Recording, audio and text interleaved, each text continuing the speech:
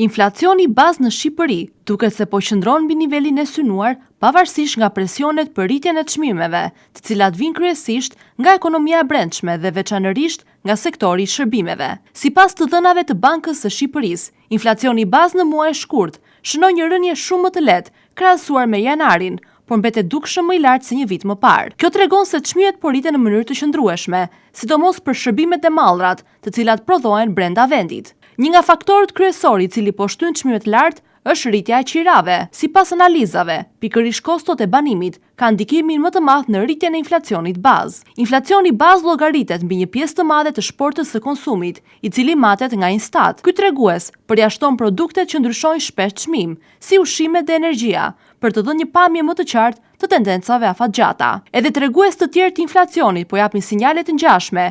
Inflacioni bazë neto, i cili përjashton ushqimet e përpunuara, ka shënuar rritje të ndjeshme krahasuar me një vit më parë. Edhe inflacioni pa ushqime dhe pa energji mbetet në nivele të larta, duke konfirmuar presionet e brendshme në ekonomi. Ndërkohë, inflacioni i përgjithshëm në vend, i cili përfshin të gjitha produktet, është rritur krahasuar me një vit më parë. Kjo tregon se çmimet janë një fazë rritjeje dhe po i afrohen objektivit të vendosur nga Banka Qendrore. Megjithatë, zhvillimet ndërkombëtare mund të ndikojnë më tej, duke parë se tensionet në lindjen e mesme kanë nisur të reflektohen në rritjen e çmimeve të naftës. Nëse kjo situatë vazhdon, ekziston rreziku që inflacioni të rritet edhe më shumë në muajt në vijim.